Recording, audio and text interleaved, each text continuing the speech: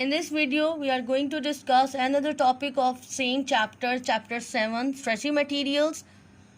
Let's start with the reading. Forces can cause materials to stretch.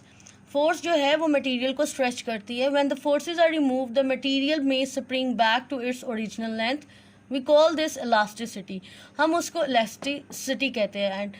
And rubber is a good elasticity. I have one rubber. When I stretch it, I applied a force on it. When I leave this from one end, it come back to its original length, right? So this is the elasticity. But in the case of metal wires, अगर हम metal wires लेंगे तो वह आप stretch भी हो जाती है और अपनी position पे वापस भी आ जाती है. But we apply the more force on it beyond the limit. What happens? It left permanently stretched. वो permanently stretched हो जाएगी. उसको कहते हैं elastic limit. Elastic limit वो होती है जब हम किसी ऑब्जेक्ट पे, किसी मटेरियल पे फोर्स अप्लाई करते हैं beyond the limit and the material will be permanently stretched. ठीक है, वो अपनी and it does not come back to its original length. This is the elastic limit. On the page 93, springs. In this topic, we discuss about the Hooke law. What is that? Springs are very useful because when forces are applied, they stretch and spring back into shape evenly. Spring जो है बहुत useful होता है जब हम force apply करते हैं. ये देखें, I applied the force, spring stretched.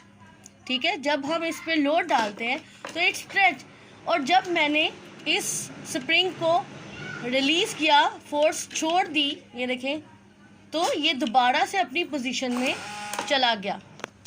I have explained you this Hooke's law with the help of one example. I have taken one spring balance to measure the things in kgs, right?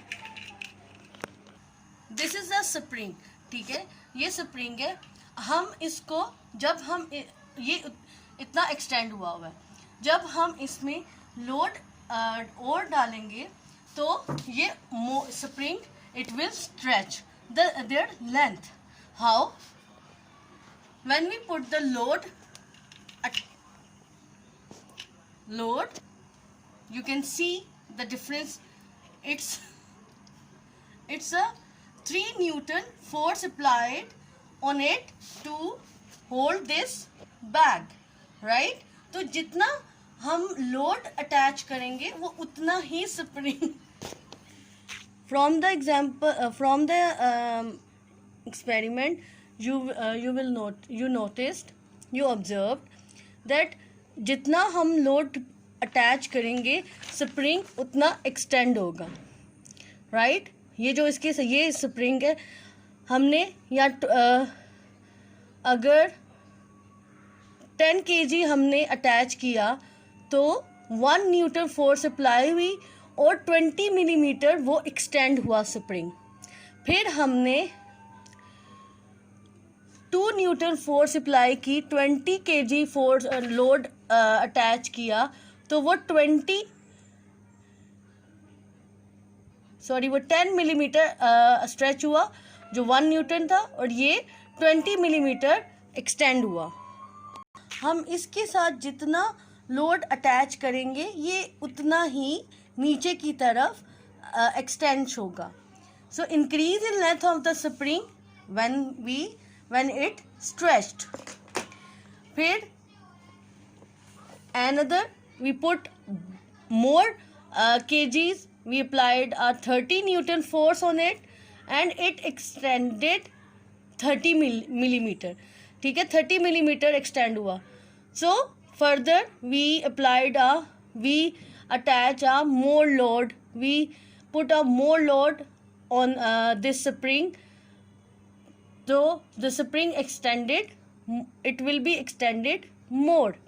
So this is the Hooke's law, right?